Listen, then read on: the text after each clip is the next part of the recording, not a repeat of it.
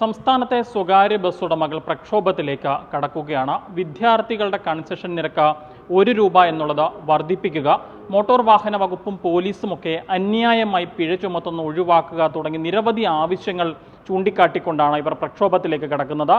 Private bus operators അസോസിയേഷൻ്റെ കോട്ടയം ജില്ലാ ഭാരവാഹികൾ ഇപ്പോൾ നമുക്കൊപ്പം ചേരുകയാണ്. എന്തൊക്കെയാണ് നമ്മുടെ പ്രധാന ആവശ്യങ്ങൾ? നമ്മുടെ പ്രധാന ആവശ്യങ്ങൾ എന്ന് പറയുന്നത്, ഒന്ന്, ഏറ്റവും ആദ്യത്തെ ആവശ്യം എന്ന് പറയുന്നത് വിദ്യാർത്ഥികളുടെ കൺസെഷൻ കാലോചിതമായി വർദ്ധിപ്പിക്കുക എന്നുള്ളതാണ്. രണ്ടാമത്, ഞങ്ങളുടെ പെർമിറ്റുകൾ ഞങ്ങൾക്ക് 2009 വരെയുള്ള പെർമിറ്റുകളെങ്കിലും അന്നത്തെ സാഹചര്യത്തിനനുസരിച്ച് ഞങ്ങൾക്ക് അത് പുതുക്കി നൽകുക, പക്കാ പെർമിറ്റായിട്ട് നൽകുക. ഞങ്ങൾ പുതിയ പെർമിറ്റുകളൊന്നും ചോദിക്കുന്നില്ല, പഴയ പെർമിറ്റുകൾ മാത്രം. ഒരു 10-15 വർഷം മുമ്പ് ഓടിക്കൊണ്ടിരുന്ന മുഴുവൻ പെർമിറ്റുകളും തൽസ്ഥിതിയിൽ നിലനിർത്തി തരിക എന്നുള്ളതാണ് ഞങ്ങളുടെ ഒരാവശ്യം. മൂന്നാമത്, ഞങ്ങൾക്ക് അനധികൃതമായിട്ട് ഞങ്ങളെ പിഴ ചുമത്തുന്ന രീതി, ഇപ്പോൾ ഞങ്ങളോടൊരു ചോദ്യം പോലും ചോദിക്കാതെ ഞങ്ങൾക്കൊരു മറുപടി പോലും കൊടുക്കാൻ പറ്റാത്ത രീതിയിലുള്ള പിഴ ചുമത്തുന്ന ഒരു സമ്പ്രദായം നിർത്തലാക്കുക. അതുപോലെ ഡിറ്റക്ഷൻ ക്യാമറ, അത് ഞങ്ങളെ സംബന്ധിച്ച് വളരെ സാമ്പത്തിക ഭാരം ചുമക്കുന്ന ഒന്നാണ്. അത് നിർത്തലാക്കുവാനുള്ളതാണ് ഞങ്ങൾ ആഗ്രഹിക്കുന്നത്. ഇത്തരത്തിലുള്ള വിവിധ വിഷയങ്ങൾ ഉന്നയിച്ചാണ് പ്രക്ഷോഭത്തിലേക്ക് പോകുന്നത്. ഫെഡറേഷനെ തീരുമാനിച്ച് ഫെഡറേഷൻ പലതവണ പല രീതിയിൽ ഞങ്ങൾ സമര മുഖങ്ങളിലേക്ക് കടന്നു. എങ്കിൽ പോലും ഇതുവരെ ഗവൺമെൻറ് അതിനൊരു മുഖം കാണിക്കുന്നില്ല. ഞങ്ങളുടെ യാത്രക്കാരെ ബുദ്ധിമുട്ടിപ്പിക്കാത്ത രീതിയിൽ 3 മേഖലയായി തരംതിരിച്ച് ഞങ്ങൾ പ്രതിഷേധ സംഗമം നടത്തുകയാണ്. എന്നിട്ടും കണ്ണു തുറന്നില്ലെങ്കിൽ ഞങ്ങൾ തിരുവനന്തപുരത്ത് ഞങ്ങളുടെ മുഴുവൻ ജില്ലകളും അടിനിരത്തിക്കൊണ്ട് അവിടെ ഒരു ധർണ നടത്തും. എന്നിട്ടും മുന്നോട്ട് പോയില്ലെങ്കിൽ ബസ് മുടക്കിയുള്ള ഒരു നടപടിയിലേക്ക് ഞങ്ങൾ കടക്കേണ്ടതായിട്ട് വരും. ഒരു കാലത്ത് കേരളത്തിലെ ഏറ്റവും വലിയ തൊഴിൽ മേഖലയായിരുന്ന, അതായത് ഏറ്റവും കൂടുതൽ ആളുകൾക്ക് തൊഴിൽ കൊടുത്തിരുന്ന ഒരു പ്രസ്ഥാനം, അതായത് 2006-2007 കാലഘട്ടത്തിലെ ഏതാണ്ട് 35,000-ഓളം ബസ്സുകളുടെ സർവീസ് നടത്തിയിരുന്നത് 7,000 ബസ്സുകളായിട്ട് കുറഞ്ഞിരിക്കുകയാണ്. അത് ഗവൺമെൻറ്റിൻ്റെ തെറ്റായ നയങ്ങളാണ് ഇതിനുള്ള കാരണങ്ങൾ. ഇപ്പം നമ്മൾ വിദ്യാർത്ഥികൾക്ക് ഏതാണ്ട് 20 വർഷത്തോളമായിട്ട് ഈ ₹1 നിരക്കിലാണ് വിദ്യാർത്ഥികൾ യാത്ര ചെയ്യുന്നത്. നമ്മൾ ഇന്നത്തെ ഡീസലിന് ഒരു 30-35 രൂപ വിലയുണ്ടായിരുന്ന കാലത്ത് അതേ റേറ്റിൽ തന്നെ ഇന്ന് വിദ്യാർത്ഥികളെ കൊണ്ടുപോകുന്നത്. അതായത് ഈ ബസ്സിലെ യാത്രക്കാർ, ഈ കോവിഡിനെ തുടർന്ന് യാത്രക്കാർ തീരെ കുറയുകയും ഇപ്പം ഞങ്ങളുടെ യാത്രക്കാരിൽ ഏതാണ്ട് 60% വിദ്യാർത്ഥികളാണ്. ഇപ്പം 100 വിദ്യാർത്ഥികൾ കയറിയാലേ 1 ലിറ്റർ ഡീസലിനുള്ള പൈസ ഉണ്ടാകുന്നുള്ളൊരവസ്ഥയാണ്. ഇന്നത്തെ ഒരു ബസ് നിരത്തിലിറങ്ങണമെങ്കിൽ 50 ലക്ഷം രൂപ ചിലവുണ്ട്. ആ ബസ് 1 കിലോമീറ്റർ ഓടണമെങ്കിൽ ഏതാണ്ട് 45-50 രൂപ ചിലവാണ്. 100 വിദ്യാർത്ഥികളെ കൊണ്ട് നമ്മൾ 2.5 കിലോമീറ്റർ ഓടിയാലാണ് നമുക്ക് 100 രൂപ കിട്ടുന്നത്. നമുക്ക് ആലോചിക്കാൻ പറ്റുന്ന കാര്യമില്ല. ഈ രീതിയിൽ ഇതൊക്കെയാണ് നമ്മൾ ഈ ബസ് സർവീസ് ഇങ്ങനെ കുറഞ്ഞു വരാനുണ്ടായിരുന്ന കാര്യം. ഗവൺമെൻറ്റിനാണെങ്കിൽ ഏറ്റവും കൂടുതൽ വരുമാനം ഉണ്ടായിരുന്ന ഇന്ധന നികുതിയായിട്ടും റോഡ് നികുതിയായിട്ടും 1 ലിറ്റർ ഡീസലിന് ഏതാണ്ട് 22 രൂപയിലധികം സംസ്ഥാന സർക്കാരിന് വരുമാനമുണ്ട്.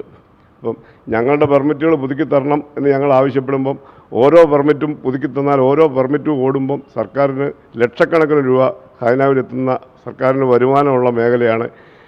100 കണക്കിന് ആളുകൾക്ക് ഇപ്പോൾ വ്യവസായ സംഗമമൊക്കെ നടത്തി വ്യവസായികളെ ആകർഷിച്ച് പരമാവധി തൊഴിലവസരങ്ങൾ ഉണ്ടാക്കാൻ ശ്രമിക്കുന്ന സർക്കാർ ഏറ്റവും കൂടുതൽ തൊഴിൽ കൊടുത്തുകൊണ്ടിരുന്ന ഈ തൊഴിൽ മേഖലയെ ഇല്ലാതാക്കാനാണ് ശ്രമിക്കുന്നത്. അതിനുള്ള പ്രതിഷേധം കൂടിയാണ് ഞങ്ങളുടെ ഈ പ്രക്ഷോഭ സമരം. നിലവിൽ ഈ പോലീസും മോട്ടോർ വാഹന വകുപ്പും അകാരണമായി വെറുതെ ഫോട്ടോ എടുത്ത് പിഴ ചുമത്തുന്നു, അങ്ങനെ ഒരു ആക്ഷേപം കൂടി നിങ്ങൾ മുന്നോട്ട് വയ്ക്കുന്നുണ്ട്. പോലീസും മോട്ടോർ വാഹന വകുപ്പും ജീവനക്കാരെയോ അല്ലെ ഉടമകളെ അറിയിക്കാതെ എവിടെയെങ്കിലും നിന്ന് ഫോട്ടോ എടുത്ത് പിഴയടിക്കുന്ന മെസ്സേജ് വരികയാണ്. എന്ത് കാരണത്തിലാണ് നമുക്കൊരു വിശദീകരണം കൊടുക്കാനുള്ള അവസരം നമുക്കില്ല. എന്തെങ്കിലും ആവശ്യത്തിന് നമ്മൾ RTOയിൽ നമ്മൾ ഫീസ് അടയ്ക്കാനോ എന്തെങ്കിലും കാര്യത്തിന് ഫീസ് അടയ്ക്കാൻ ചെല്ലുമ്പോൾ നമ്മൾ ബ്ലാക്ക് ലിസ്റ്റിലാണ്. ഈ ഫൈനെല്ലാം അടച്ചെങ്കിൽ മാത്രമേ നമുക്ക് അത് അടയ്ക്കാൻ പറ്റുള്ളൂ. ആ സാഹചര്യത്തിൽ നമ്മൾ അടച്ചു പോരേണ്ട അവസ്ഥയാണ്. അപ്പോൾ നമുക്ക് എന്താവശ്യത്തിന് വേണ്ടി എന്താണ് ഞങ്ങൾ ഇത് തെറ്റെന്നറിയാൻ പോലും ബസ് ഉടമകൾക്ക് മാർഗമില്ല. അതാണ് അവസ്ഥ. അതായത് കുറച്ചുകൂടെ ക്ലിയറായിട്ട് പറഞ്ഞാൽ, ഏതെങ്കിലും വണ്ടിയുടെ ഫോട്ടോ എടുത്ത് ആർക്കെങ്കിലുമൊക്കെ പിഴയടിക്കുന്ന സംവിധാനം കൂടെയാണ് നടക്കുന്നത്.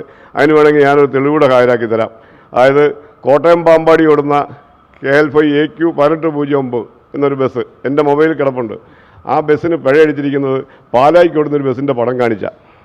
എന്താണ് ഇത്ര മോശമായ രീതിയിലാണ് പിഴയടിക്കുന്ന സംവിധാനം നടന്നത്? നമുക്ക് ഈ 1809 എന്ന് പറഞ്ഞ ഈ പാമ്പാടിക്ക് ഓടുന്ന ബസ്സിന് ഈ പിഴ അടച്ചില്ലെങ്കിൽ അവർക്ക് അവരുടെ പെർമിറ്റിൻ്റെ ഫീസ് അടയ്ക്കാനോ അല്ലെ എന്തെങ്കിലും RTOയിൽ നിന്നുള്ള സേവനം ലഭിക്കുകയില്ല. അപ്പോൾ അത് 250 രൂപയേ ഉള്ളൂ. അത് അടച്ചിട്ട് അവർ പൊക്കോളും. ഈ രീതിയിൽ ചെറിയ തുകയും വലിയ തുകയും ഫൈൻ അടിച്ചുകൊണ്ടിരിക്കുകയാണ്. ക്യാമറയുമായി ബന്ധപ്പെട്ടൊരു വിഷയം കൂടി പറയുന്നുണ്ടല്ലോ. ബസ്സുകളിൽ ക്യാമറ വേണമെന്ന് ഇതിന് മുമ്പുണ്ടായിരുന്ന നമ്മുടെ ഗതാഗത മന്ത്രിയായിരുന്ന ആന്റണി രാജു സാറ് ക്യാമറ വേണമെന്ന് പറയുകയും ക്യാമറ ഏതാണ്ട് ആദ്യം 2 ക്യാമറ എന്നാണ് പറഞ്ഞത്. അത് അവസാനം ഫ്രണ്ടിലേക്കൊരു ക്യാമറ, പുറകിലേക്കൊരു ക്യാമറ, ഉള്ളിലൊരു ക്യാമറ, 3 ക്യാമറ എന്ന് പറഞ്ഞു. അതിന് വരുന്ന ചിലവിൻ്റെ 50% നമുക്ക് സർക്കാർ തരുമെന്നാണ് മന്ത്രി എന്ന് പ്രഖ്യാപിച്ചിരുന്നത്. ഇപ്പോഴത് 50% തരുമെന്ന് പറഞ്ഞതെല്ലാം പോയി എന്ന് മാത്രമല്ല, ഇപ്പം വന്ന് അത് പുതിയ കമ്മീഷണർ വന്നപ്പം കഴിഞ്ഞ ദിവസം കൂടിയ മീറ്റിങ്ങിൽ അത് ഡോർ ക്യാമറ എന്ന് പറഞ്ഞ 2 ഡോറിനും ക്യാമറ, അങ്ങനെ 5 ക്യാമറ, അതുകൂടാതെ ഡ്രൈവർക്ക് ഡിറ്റക്ഷൻ ക്യാമറ, സെൻസർ ക്യാമറ. അപ്പോൾ ഇതെല്ലാം കൂടെ വരുമ്പോഴത്തേനും ഒരു ബസ്സിനകത്ത് ഏതാണ്ട് 60,000-70,000 രൂപയുടെ ക്യാമറ വെക്കേണ്ടി വരും. ഇതൊന്നും ഇന്നത്തെ സാമ്പത്തിക സ്ഥിതിയിലെ, അതായത് ഒരു വണ്ടിക്ക് ഇൻഷുറൻസ് ആണെങ്കിലും കൂടി ഒരു വർഷത്തേക്ക് ഏതാണ്ട് 1 ലക്ഷം രൂപയ്ക്കുള്ളിൽ ഇൻഷുറൻസ് ഒക്കെ ആയി മാറിയിരിക്കുക. ഇൻഷുറൻസ് പ്രീമിയം 1 ലക്ഷം രൂപയാണ് വരുന്നത്. ഈ പൈസയെല്ലാം നമുക്ക് ഈ വിദ്യാർത്ഥികളിൽ നിന്ന് 1 രൂപയും വാങ്ങിച്ച് ഇപ്പോഴത്തെ യാത്രക്കാരുടെ എണ്ണവും വെച്ച് യാതൊരു കാരണവശാലും നമുക്ക് ഈ സാമ്പത്തിക ബാധ്യതയൊന്നും താങ്ങാൻ പറ്റുകയില്ല. അങ്ങനെ വന്നാലേ ഈ ഓടുന്ന 7,000 വണ്ടികളുടെ ഇല്ലാതെ വരുമായിരിക്കും ഫലം. അതുതന്നെയാണ് സർക്കാർ ഉദ്ദേശിക്കുന്നതെന്നാണ് ഞങ്ങൾക്ക് മനസ്സിലാകുന്നത്.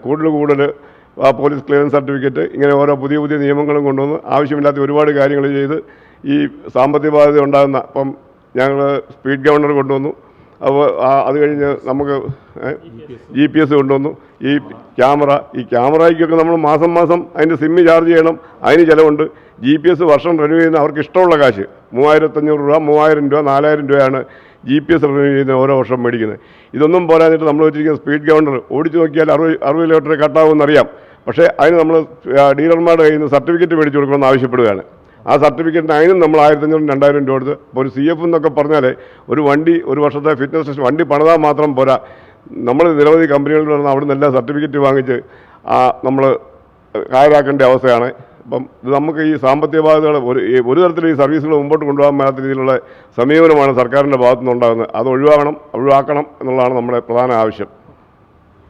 ഇത്തരത്തിൽ വിവിധ ആവശ്യങ്ങൾ ചൂണ്ടിക്കാട്ടിക്കൊണ്ടാണ് ഇപ്പോൾ സംസ്ഥാനത്തെ സ്വകാര്യ ബസ് ഉടമകൾ പ്രക്ഷോഭത്തിലേക്ക് പോകുന്നത്. ഇതിൻ്റെ ഭാഗമായി കഴിഞ്ഞ ദിവസം തൃശ്ശൂരും ഇന്ന് കോഴിക്കോടും പ്രക്ഷോഭ പരിപാടികൾ നടക്കുകയാണ്. അടുത്ത ദിവസം 27-ാം തീയതി കോട്ടയത്ത് പ്രക്ഷോഭം നടക്കുകയാണ്. അതായത് തിരുവനന്തപുരം, കൊല്ലം, പത്തനംതിട്ട, ആലപ്പുഴ, കോട്ടയം ജില്ലയിലെ ബസ് ഉടമകളും തൊഴിലാളികളും ചേർന്നുകൊണ്ട് കോട്ടയത്ത് ഒരു വലിയ പ്രക്ഷോഭം നടക്കുകയാണ്. ഇത്തരത്തിൽ പ്രക്ഷോഭങ്ങൾ സംഘടിപ്പിച്ചതിലൊന്നും തീരുമാനമാകുന്നില്ല എങ്കിൽ ബസ്സുകൾ സർവീസ് നിർത്തിവെച്ചുകൊണ്ട് പോലും തുടർ നടപടികളിലേക്ക് കടക്കുന്നതിനെക്കുറിച്ചാണ് സംസ്ഥാനത്തെ സ്വകാര്യ ബസ് ഉടമകളുടെ സംഘടനകൾ ആലോചിച്ചുകൊണ്ടിരിക്കുന്നത്. കോട്ടയത്ത് നിന്നും അരുൺ മലയിലിനൊപ്പം Rahul Irumbukuzhi, focus news TV.